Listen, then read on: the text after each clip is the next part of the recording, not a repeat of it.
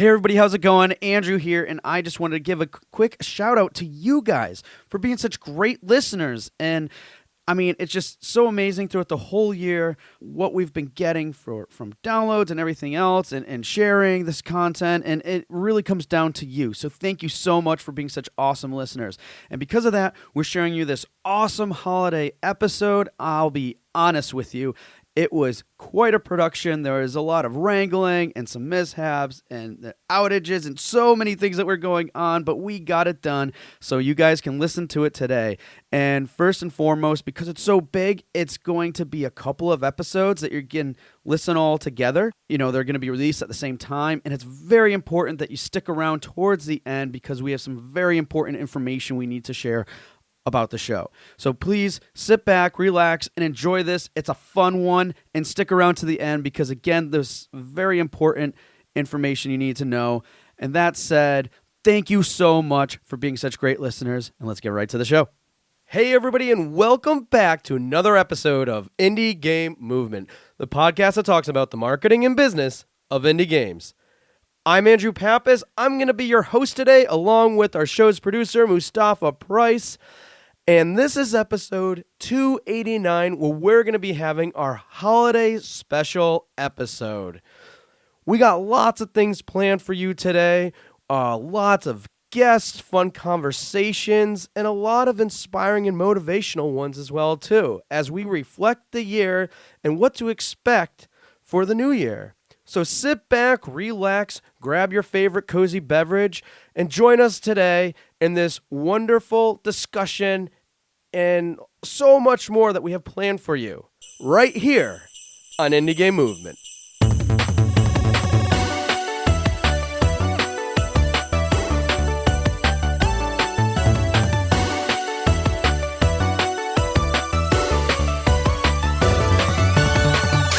Hey, everybody. Mustafa, I got the jingle bells to work. Love to hear it. Well, everybody who's tuned in now has already heard it. So excited. Excited to be here today, everyone. I know. This is our holiday episode. We're here to have fun, laugh. Mustafa, as you know, is here with me. How's it going, bud? Oh, it's great to be here. You know, I'm a big fan of the holiday season. An unpopular opinion, I know, but nothing beats, taking the time to get all wistful and reflective and pensive. So, yeah, of course. And that's like, that's what we typically do on the show here. We like to reflect and especially at this time of the year and everything. Yeah, we wanted to really change things up a bit this time. Like, as you heard, and I led in with saying, I got the jingle bells to wear. But yeah, really just have fun this time. But I mean, obviously, in addition to fun, really want to be like introspective and in terms of like, how things went during the year and changing it up by not just from our perspective, but perspective of past guests. So, Mustafa, why don't you kind of give a teaser taste of what we're expecting today in terms of the format of the show? Yeah, so I don't know if everybody remembers the structure we took for the kind of year-end special last year, where we did kind of a best hits. We've done a different version of that is as close to live, I would say, as possible. So you are going to get a compilation of different sort of interviews that we've done with a few people across the industry, but all of these are completely new, never before heard content for the podcast. In addition to that, they're all going to be centered around the same ideas of reflecting and outlook. So taking a look back over the year, as well as looking ahead to future plans and goals. The spirit of the holidays, I would say. Yeah, and it's so funny you said that. And when we were putting this together, and we were like, think about the format, and obviously it's in line with, like I've mentioned earlier, that we typically do, especially this time of the year. So for whatever reason this year, I've been in a huge, big kick on A Christmas Carol. So the story by Charles Dickens, and obviously there's been so many renditions of this. My favorites in particular are the Disney versions because I grew up with that as a kid and just absolutely love it. It's too short, honestly. But the one with Scrooge McDuck. And then the second one is A Muppet Christmas Carol, which is so delightful and everything else. And then from there, I started watching other renditions and variations of this. I think currently at the moment of recording, I just halfway watched Scrooge with Bill Murray. Okay. But what was very revealing, and there were some other ones too I've seen as well, but what was really interesting and revealing about this was simply, man, some of these are so close and the characters and how they're represented. And I'm like, I want to know how close it is to the actual book. So I started reading the book and how this matters to anything that we're doing today was simply, I inadvertently or just simply realized after the fact that basically the format of the podcast is kind of like the similar story structure where Scrooge was visited by three spirits, right? The past, present, and future. And I was like, wow, that was not intentional. And I don't know. It just, interesting So the good observation. news for everyone listening is that our visits with the Ghost of Christmas Future aren't quite as dire. Yes. A lot more positive of an outlook, but just wanted to get that out of the way. Yeah, they're not dire at all. So yeah, thank you for making this. There's like, oh dear. No, so that's not happening. All positive, good stuff, and things along those lines. And so we're gonna start getting into these in a moment. And thankfully that was able to happen because it was really hard kind of coordinating all this. And actually some of these conversations, it's just going to be me. Mustafa was able to join on some of those, but as I'm sure all of you can imagine, it's kind of hard to coordinate times and different time zones and everything and availability with these people. But the fact is we were able to get them on the show. They were gracious enough to give us a little time and to share their awesome insights and have fun with it too. So, so I guess before we kick that off, couple things. Oh yeah, one other thing. I don't know what I was doing, but I definitely conjured up some technical difficulties, if that sentence even makes sense, but I managed to do it and messed up some things with my audio board. So the first guest that we have on, it sounds a little awkward, and hey, we're all like completely transparent here and stuff, and we just left that in. I didn't edit anything, and big reason for that awkwardness is because I was troubleshooting a lot of stuff with that guest at first and finally got to get things working. So if there's a lesson to be learned from that, even if you think you have enough time, don't touch your equipment before you're recording anything with a huge lineup of guests because it's not good. Anyways, for that extra insight, but before we get into these conversations with everybody, Mustafa and I have our own Q box round of holiday questions, and you'll notice that the guests are going to be having this similar type of questions too, which are going to be a lot of fun. But I have a question for Mustafa, a Q box round. So, are you ready for yours? Oh, I'm ready. Okay. What's your favorite holiday song? My favorite holiday song. Okay, so this is a little bit of a weird one. It's Snowman from Sia's Christmas album. So a couple of years ago, ended up being a pretty bad snowstorm out here where we're located. And so New Year's Eve, I just ended up spending with one of my close friends.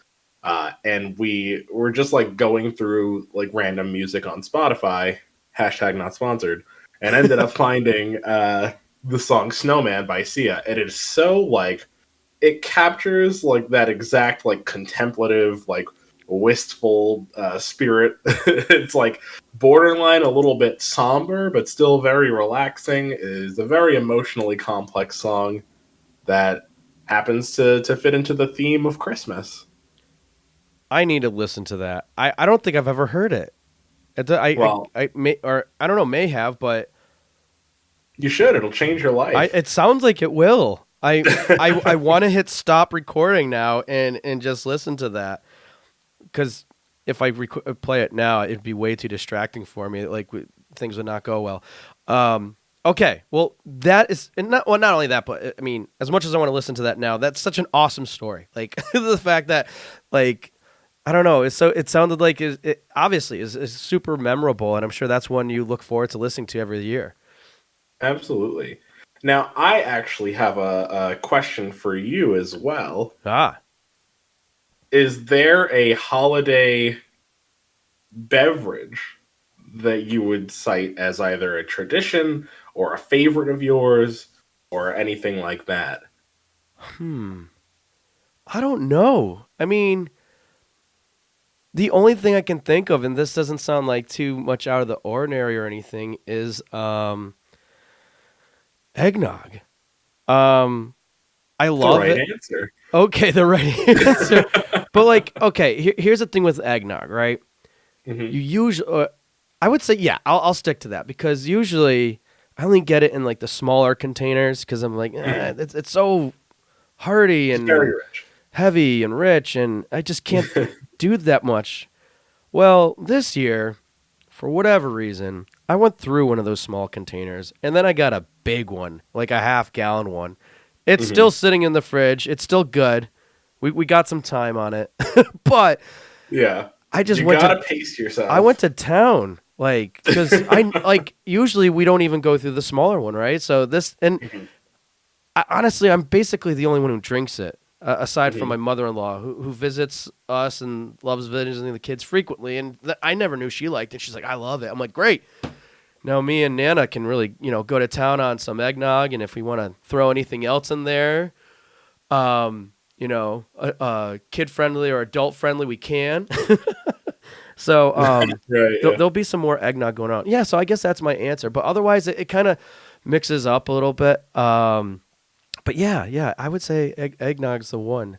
But I don't know. I like all types of stuff. So, but that's one I would pick. Teas, other adult beverages. Yeah, eggnog is a good one. You could do just about anything with it. I did throw it in my some cereal the other day too, just to try it. That's a risky gambit depending on the cereal.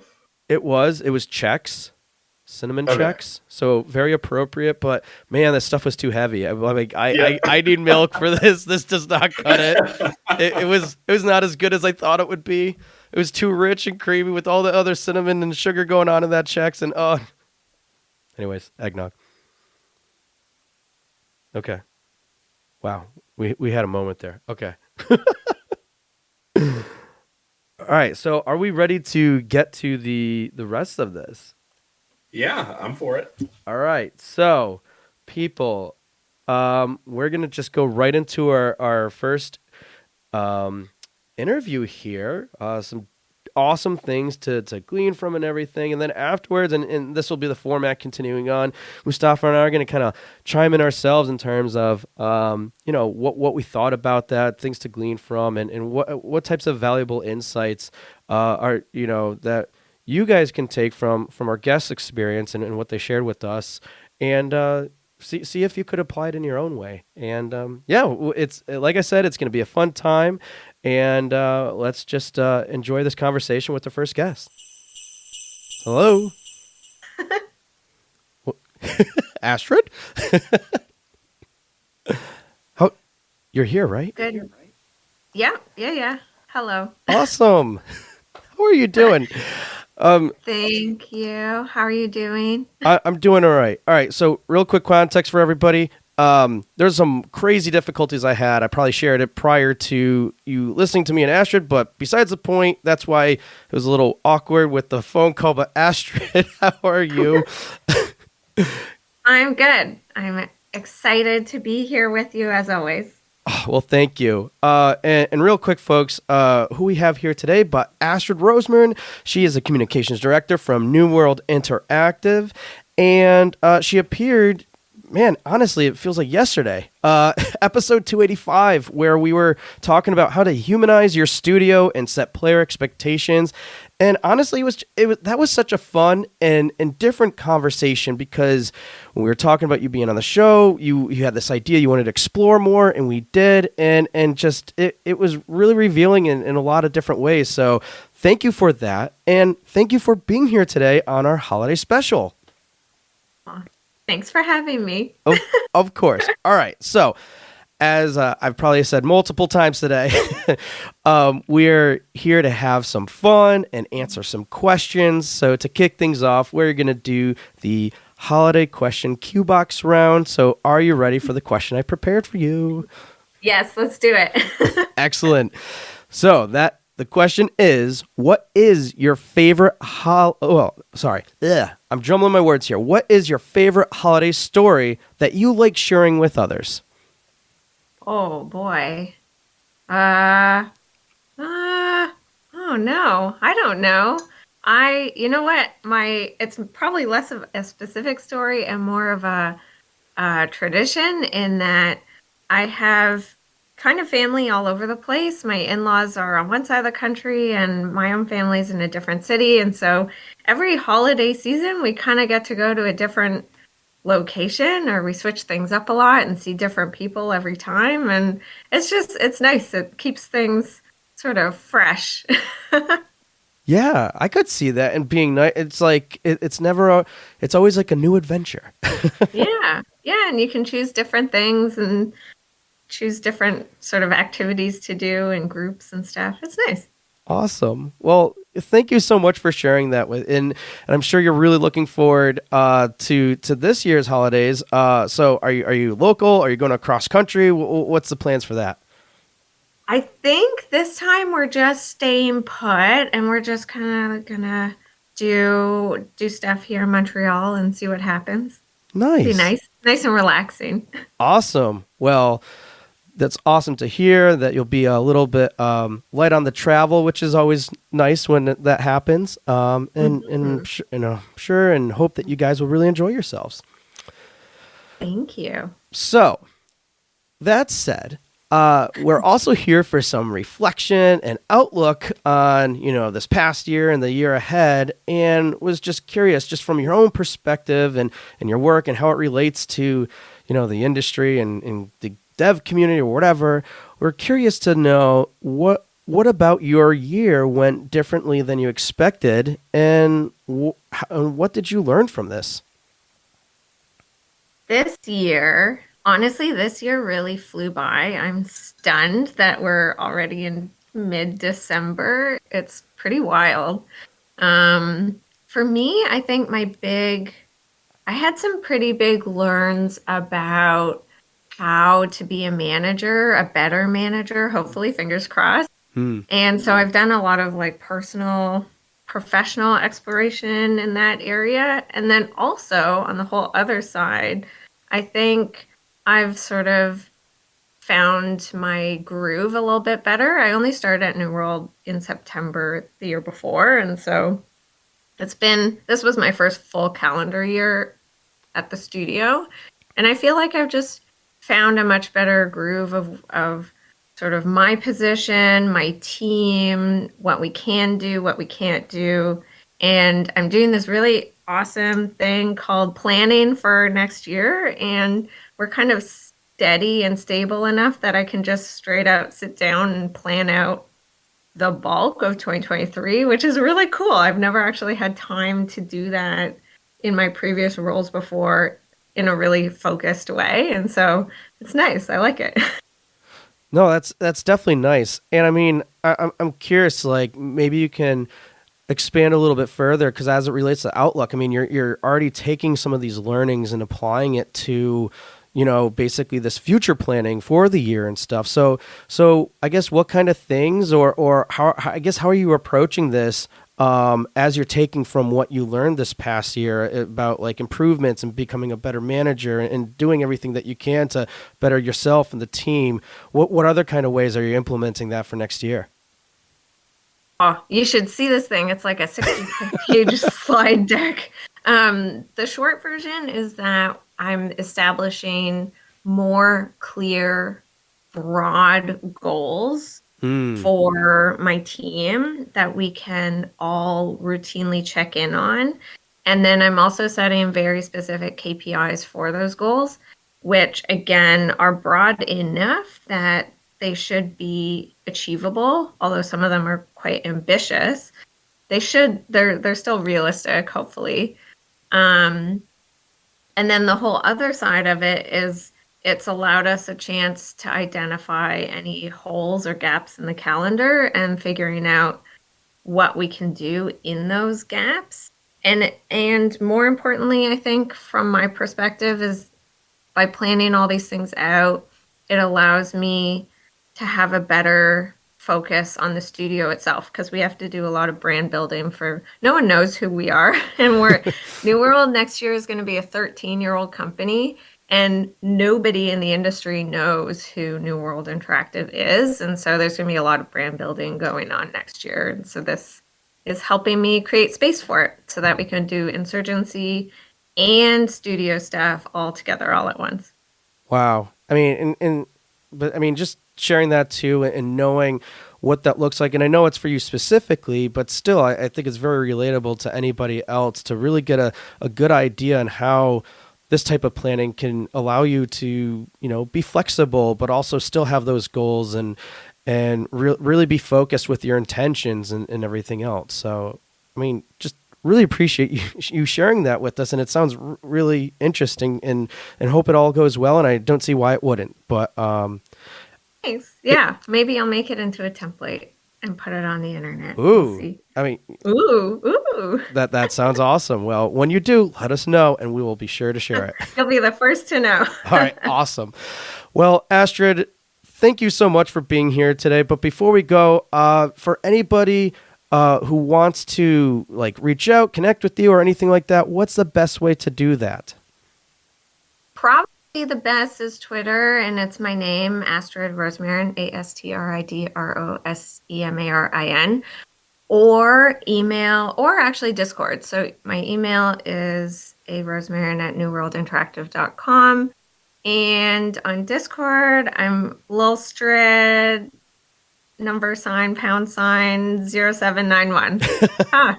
Amazing. I know. All important and sometimes hard information to remember. So, and of course, people, you can also check out the show notes from our previous episode, which is 285. Great conversation, as I already mentioned there before.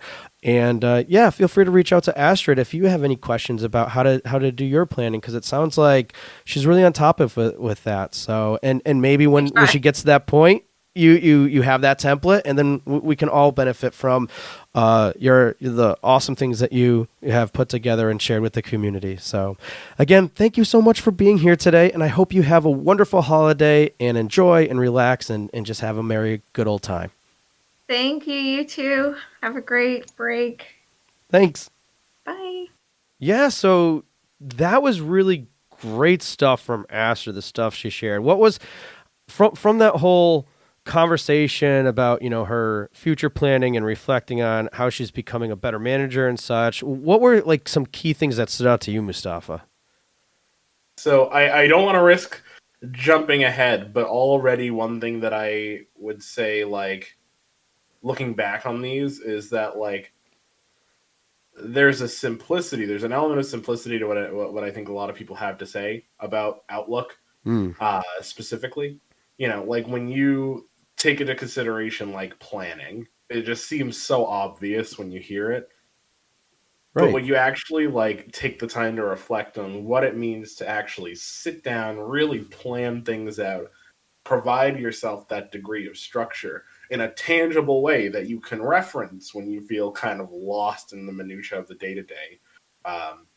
I feel like that's an incredibly difficult skill to grasp, but it is a completely life-changing one, I feel, for people who are able to really thrive in it. Yeah, absolutely. And I mean, and I think what things that she shared there that got her to that point was what she was saying, where especially being in this new position, at least for the year, really looking back at personal and and mostly professional exploration, because it's like managing a team and all these other things are important.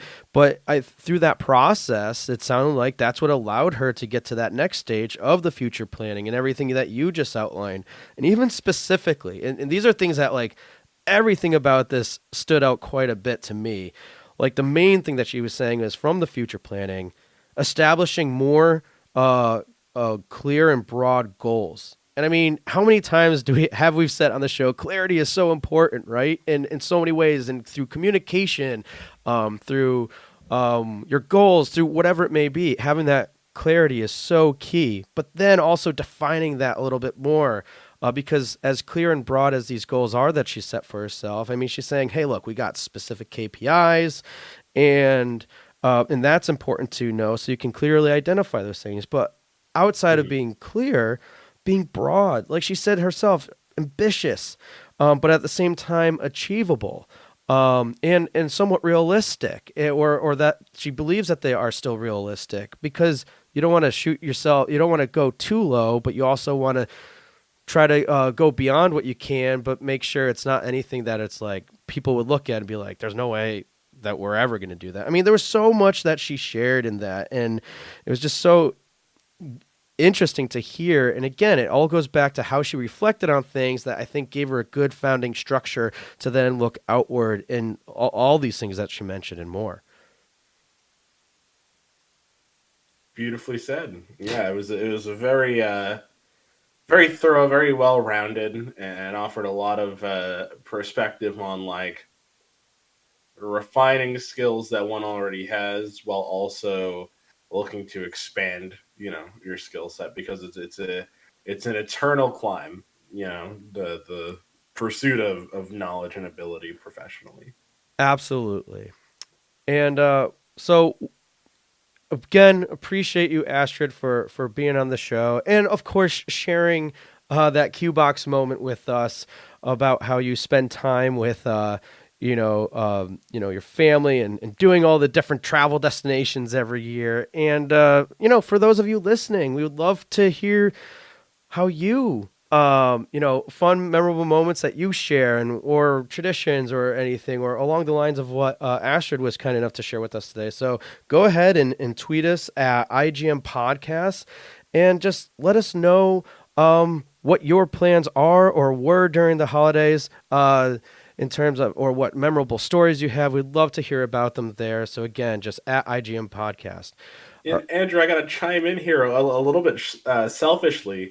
One thing I'm very curious to hear about, if people want to, tweet about it, is those gaming stories of the Christmas morning, opening a new console or a new game, or like a really memorable one of those. That's the type of stuff that I get really excited about. So yes. In fact, I don't remember asking that in one of our things.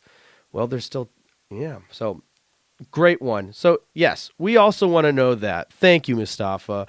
Absolutely. So, and we might be throwing in a few others. So if you have any memorable, like my one quick story, I never got an N64, but I remember my neighbors getting one, and that even itself, even though it wasn't mine, was such a memorable experience, going over my friend's house and seeing what they had and everything, checking out Mario 64 for the first time. It was just like, it was amazing. 8-Bit Christmas, I think, is that movie that came out recently, and it depicts it almost to the T. But anyways, please tweet us at IGM Podcast. What were those memorable council moments that you had, if you did, on Christmas morning or whatever holiday that you celebrate? Let us know about that too.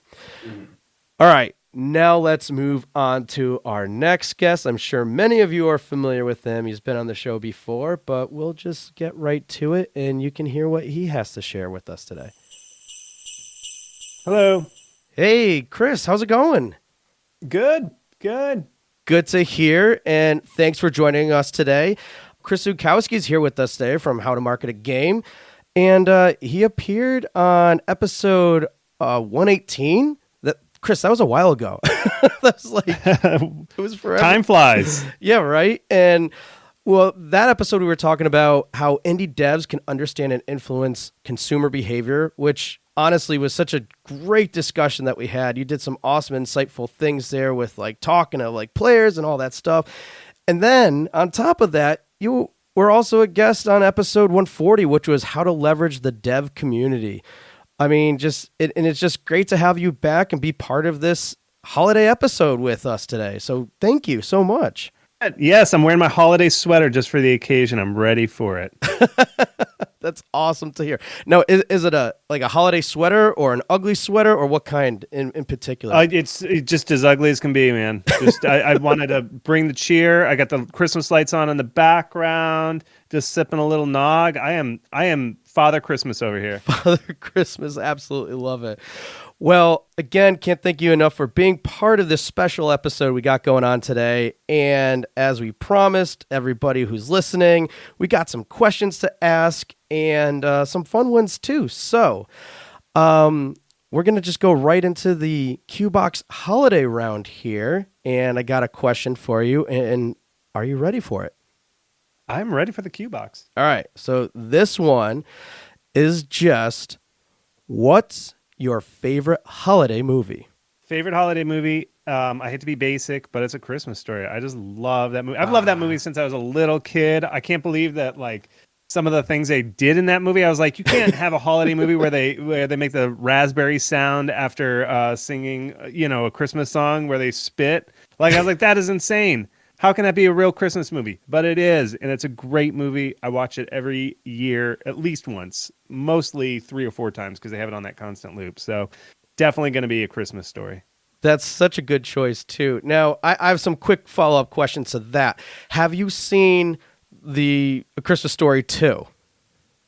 Well, there's 2 twos. Yes. There was like a sequel that took place in summertime, which I've caught a little bit of, but then I ended it. I was like, I can't take this. I haven't watched the new one that they released this year because I'm partly kind of scared that it's not going to be good. Yeah. But I'm just waiting. I'm going to watch it with my fingers through my eyes, with my eyes through my fingers. Well, I've watched most of it. It's all I'll say to you is this is a good tribute. Okay. But as you can imagine, nothing is ever going to surpass the original, but I think you will still enjoy it and find fond moments in it as well. Good. I will take that as an endorsement. I'm ready for it now. Awesome. Well, thanks for sharing that. Definitely a classic that a lot of us, I'm sure, can relate to.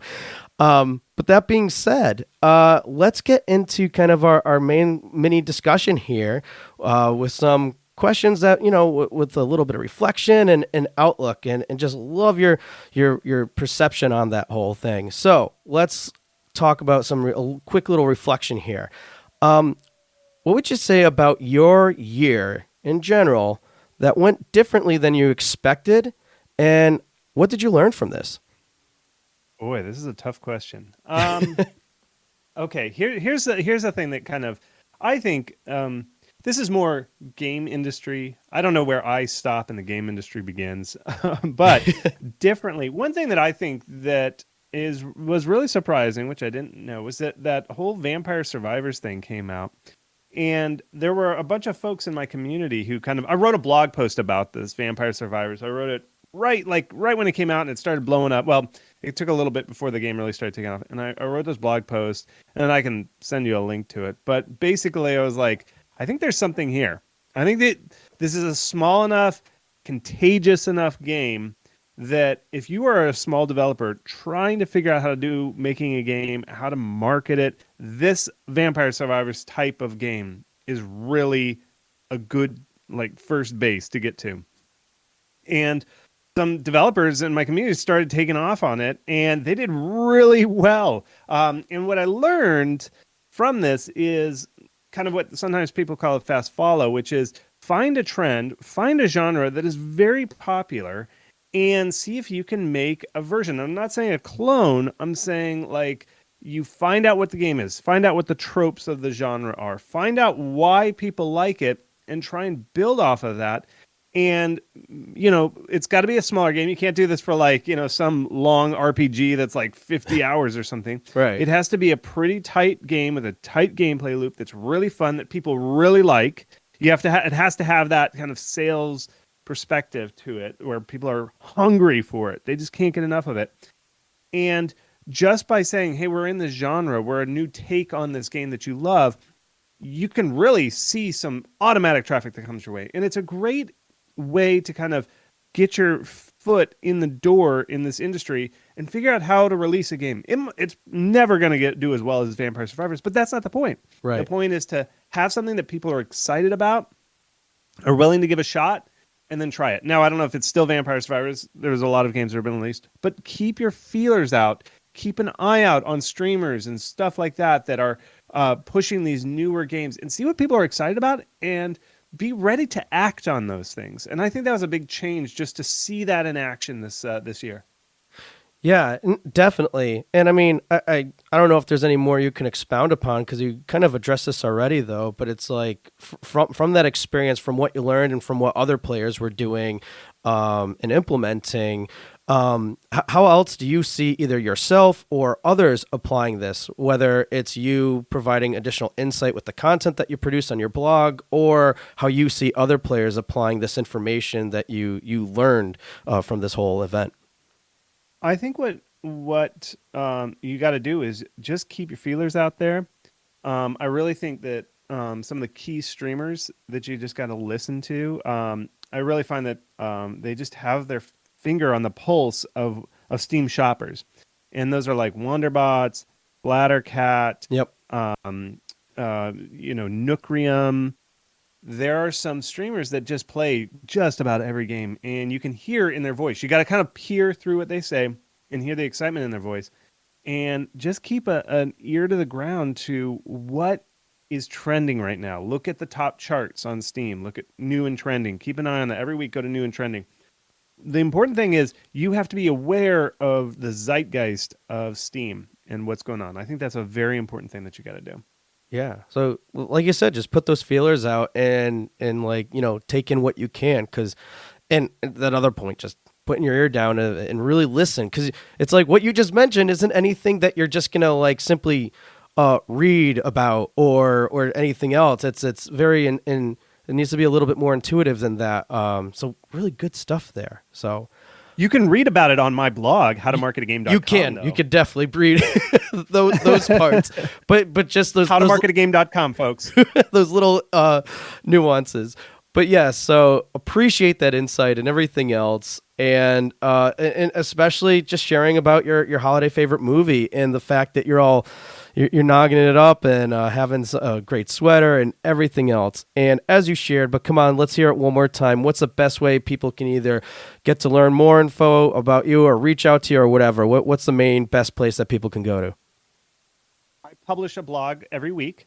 I write a story about the trends that you're going to see out there. If there's some new genre popping off or something like that, or some game that has done something interesting that can help you market your game. Because if you're like, I have no idea how to market a game, I hate this stuff, I don't know what to do, I just want to make my game, what do I do? Chris, this blog and my weekly newsletter is what's going to help you out. So howtomarketagame.com/free is how you sign up for the newsletter. So that's all you got to do. Just join the newsletter once a week in your inbox. I'll give you some new detail, some new trend that's coming out through the Steam marketplace and PC games. Awesome. Well, Chris, really appreciate everything that you do for the community, the content you produce, the insights, and just being here with us today. So, Chris, thank you. Hope you have a wonderful holiday, and I'm sure we'll hear more from you sometime soon in the future. Oh, yes. Thank you so much, and happy holidays to everybody out there. It's always fun and great to have Chris on the show. I mean, he brings so much energy, right? Especially with everything that he does and shares. Quick story, I was on one of his, I think, Reddit Q&As or whatever that he does, live feeds or whatever. And one person on there raised their hand to talk, and he's like, hey, what's up? And she's like, I don't have anything to say other than I just love the energy and everything that you bring. He's like, oh, thank you. It's so nice to hear that. And thank you very much. He's like, but do you have any questions? She's like, no, I just needed to tell you that. but it's so true, right? Yeah, it's very infectious. But anyways, let's talk about what Chris shared a little bit, because I think it's some interesting things. So what are some key things that stood out to you about Chris's reflection on just like games in general and what types of games. And yeah, what do you think, Mustafa? Yes, and I'm going to try not to drone on too long here. I'm a vegetarian, but I'm a real meat and potatoes guy when it comes to game design. Like, I love, love, love, like, the conversations. Like, we do a lot of abstract on the show. Yeah. We talk about, like, theory and ideas a lot. But when it's really that, like, practical, like, here's a way that you can apply this in the modern game design conversation. Vampire Survivors, for example, not a game I've played myself, but my girlfriend's been playing it like crazy. And it's got, like, exactly what he was saying about like the core gameplay loop, this very like tightly designed game that I think is super easy for anyone to pick up and know what they're doing. And even when you think about like some of the heaviest hitters on the indie side of things, games like Super Meat Boy or Celeste or The Messenger, things that like have dominated conversation around their launch, there is that element of like, these are not games that are reinventing the wheel. They're doing something that people are intimately familiar with and already have an affinity toward, but they're doing it in a very dynamic, different way, in a very like they take a very unique approach to tried and true ideas. And that's not to say that games that go a completely different direction don't have the ability to succeed. But I think so often people they link their sense of integrity to their ability to create something completely unique. There's no such thing as an original idea anymore. What you really have to do is like take something you're passionate about and believe you can do really well. And also like if your intent is to release a game commercially, be conscious of the way that the public is interacting and engaging with things like what you're working on. Yeah, absolutely. Like you can't stress that enough. And some things I think are interesting too. And this is just my own opinion in coming from this, is that I know like in a lot of this he when he was mentioning about like I could call it like a form of like piggybacking in a way of like a popular game, or he mentioned fast follow, right? And again, there's some key things I think that are imperative to be mindful of with this type of approach, because again, I agree with his approach and everything that he's suggesting here, because it's so insightful. But he's like, hey, look, this is like either like first time devs or devs with like smaller projects or whatever. So important to realize, and like you said, keep that keep an understanding of what's out there. What are these core mechanics that could be kind of built upon, and everything else, and use that as leverage. Now, he did mention a few times, like, look at things that are trending and stuff. And this is honestly, if you read his content or other, he addresses this in multiple facets as it relates to marketing. But even with the game, my side note here is, well, he said like trending and stuff. It's not to say, because here's where I'm coming from. Some people are like, well, I don't want to just try to chase a trend, and I know there's people out there to say not to chase trends. Ultimately, I don't think that's what Chris really means, even though he said it there, because what it comes down to too is the points and factors that he's identifying, that Mustafa, you just called out, are all key things you need to be aware of anyways, and why he mentioned about keeping those feelers out. And another one with the influencers, it's like, see what really attracts them, what gets them excited. And when I said my comment, like, it's not as intuitive as you would think, because he was mentioned, listen to them. When you, like, if you watch a show or an influencer and you can hear the tone of their voice and their expression and how excited they get about something, boom, that's a key indicator to follow. If there's a mechanic within that game like that provides that feedback loop, and you're thinking, boy, I love that, but man, I think they missed the mark by adding one other little thing. Why don't I do that? That's the stuff that Chris is really talking about, and keeping those feelers out. So it's such great insight, because I think it's something that's constantly overlooked. Right. And that's why it was so revealing for him when he found that. He's like, hey, this is one way to kind of get your foot up. It's not a guaranteed success, obviously, but it's one way to get something out there, do that fast follow type game, and to really build you up, so then later you can do maybe more ambitious projects.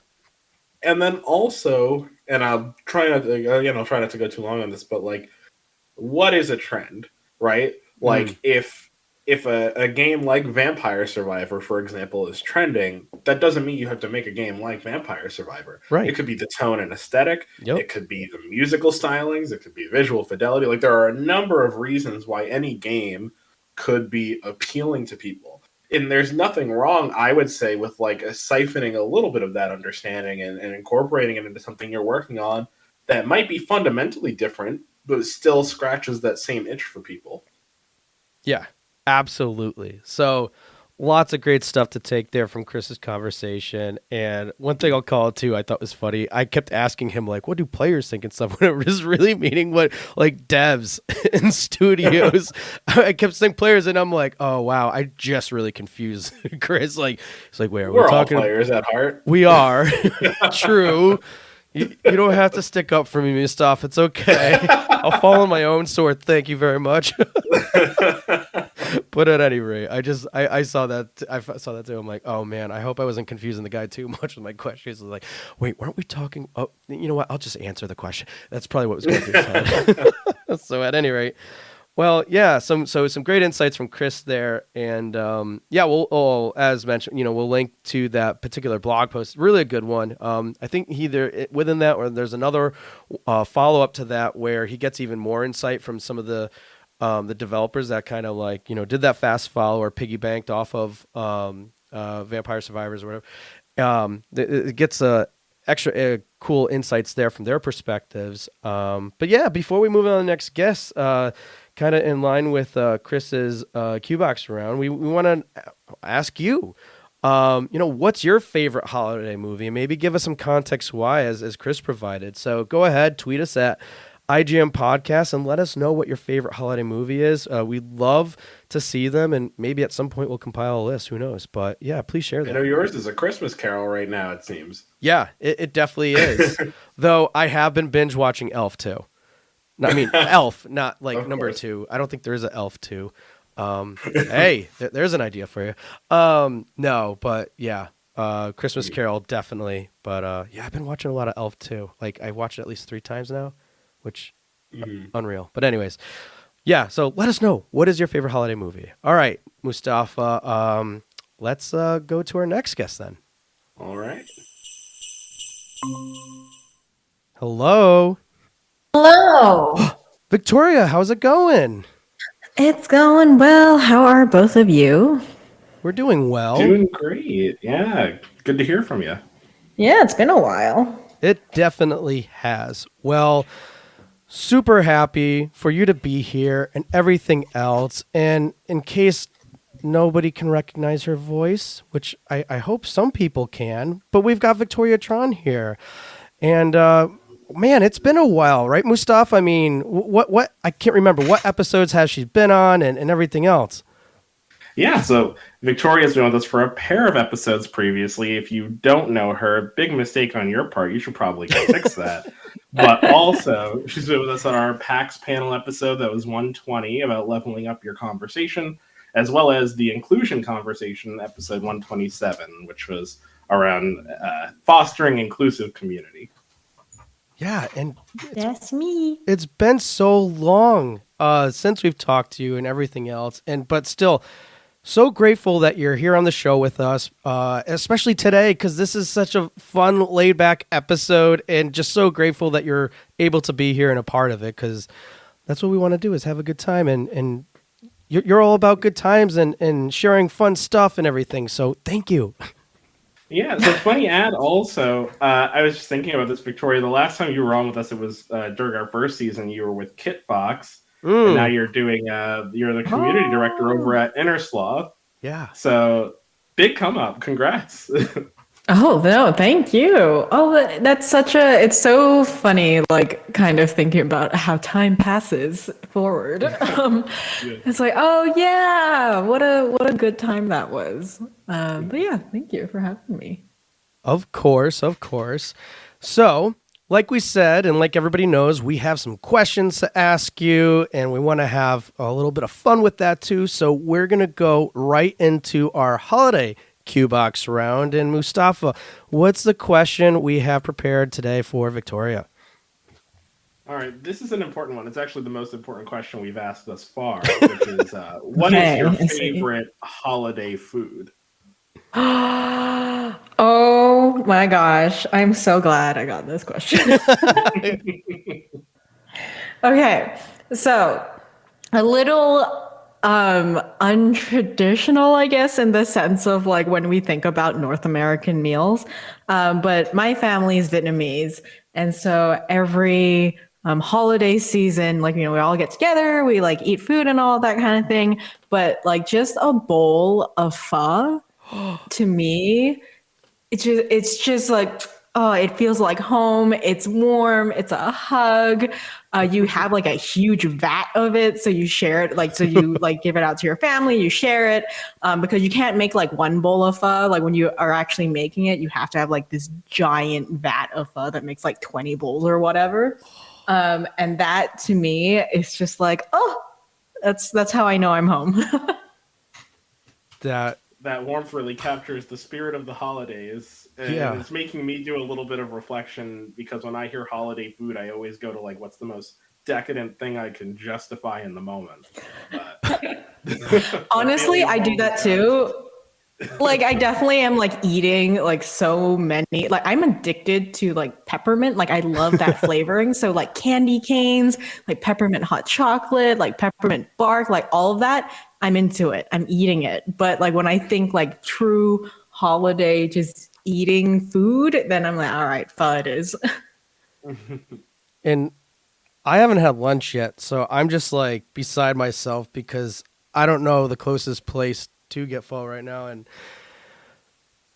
we're in the middle of a storm right now, and it's just I see. it's okay. I'm glad you have such fond memories around that food because it's great. It's and I'm really hungry now. Same. But thank you so much for sharing that in such in great elaborate detail. Like, come on, who can quote better now than like a bowl full of hugs? Like, I just absolutely love it. Awesome. Well, again, thanks for sharing. And outside of like having fun and stuff, we have some other questions too, and we kind of alluded to it a little bit too. And why don't we go there? Because with the year coming to a closure and a future year, we like to do some introspective thinking and reflection, all that stuff. So our first question we have is on a reflection basis, and it is, what about your year went differently than you expected, and what did you learn from this?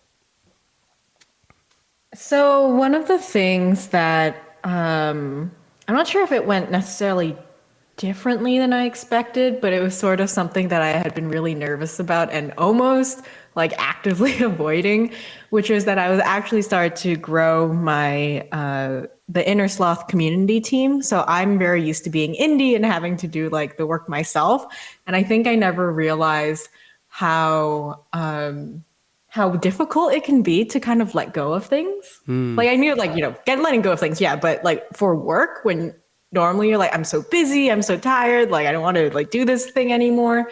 And then when you hire on a team, you technically have those resources now. But then you're like, wait, I'm so used to doing all of this.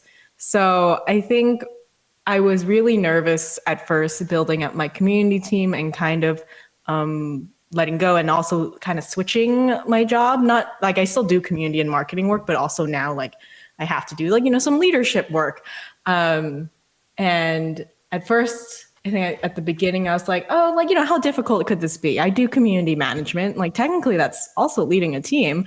But no, I think it's what was different, I think, is just like the how much I want to see people grow and learn and enjoy their job and love community management as much as I have. So getting really invested in it and like really kind of loving being in that like team lead role was definitely very different from me. Sorry, I feel like I ranted on, but like this is something that I'm like, oh my goodness, this is so new.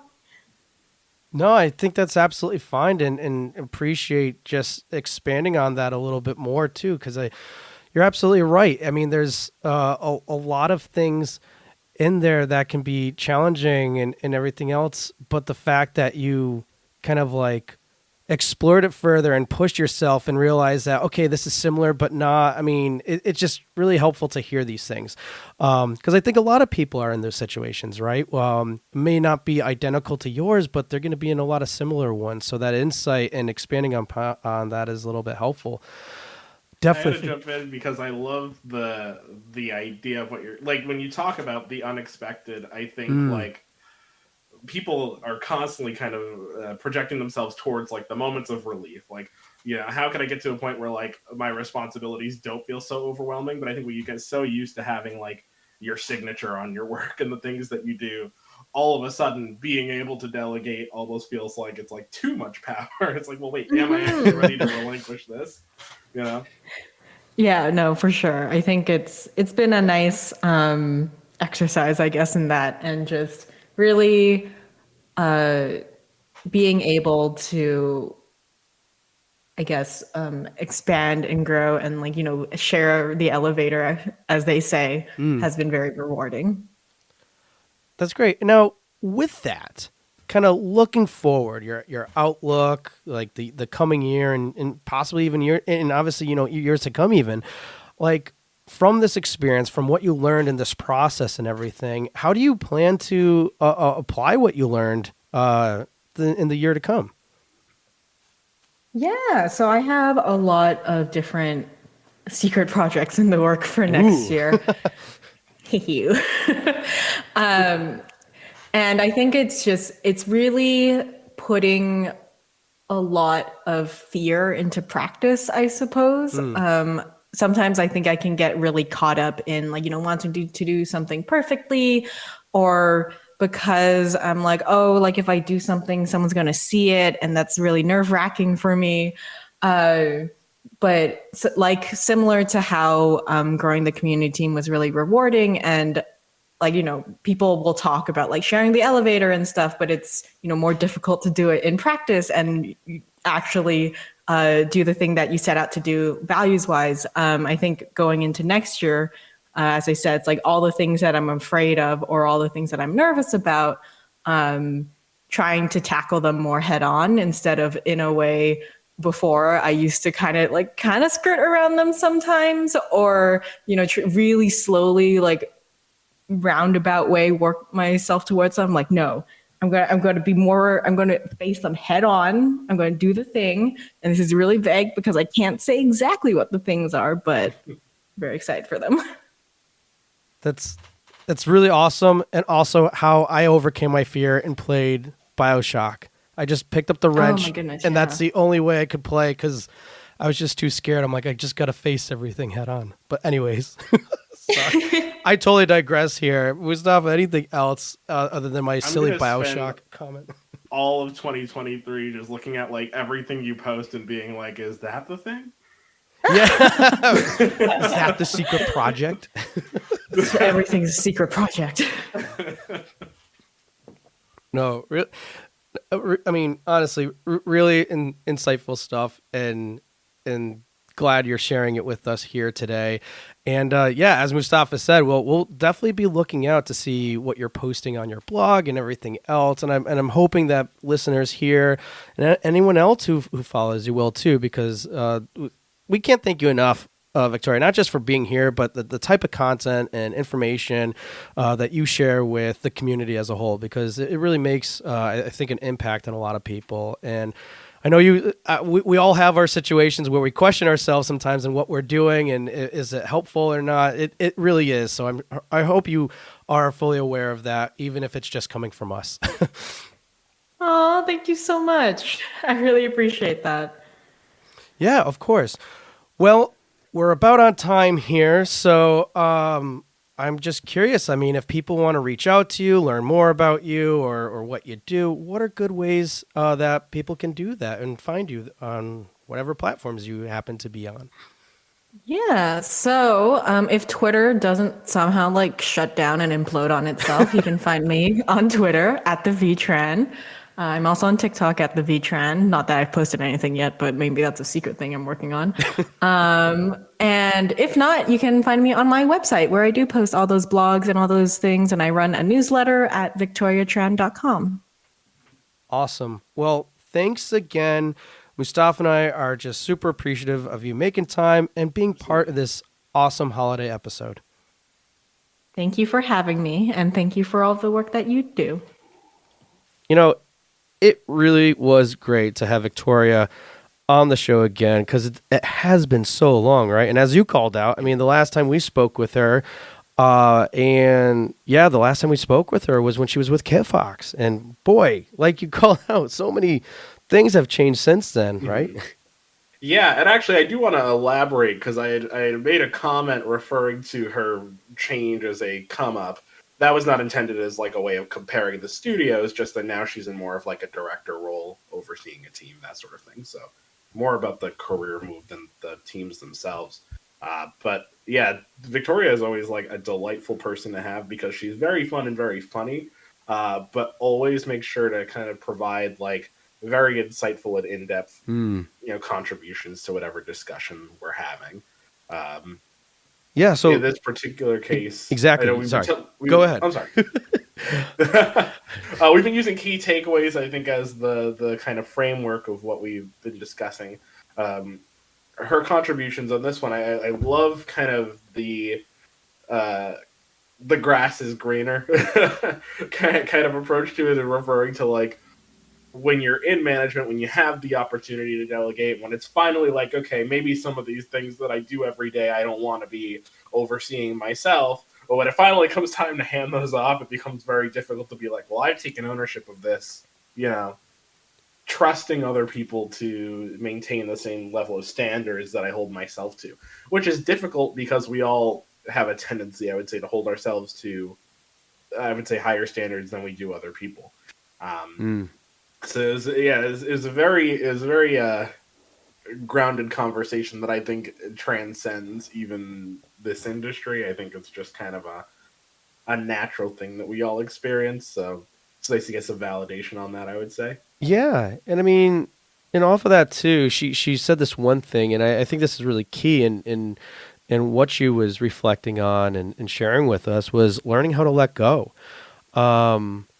In some capacity, whether I either wrote a blog post about it or talked about it on the show here, I mean that's a big thing that I think a lot of us can have trouble with. And I mean, within the context of our conversation with Victoria, yeah, like you called out, when you trying to delegate these things, and it's like, okay, and the fun thing is when in a role like that, you still have that.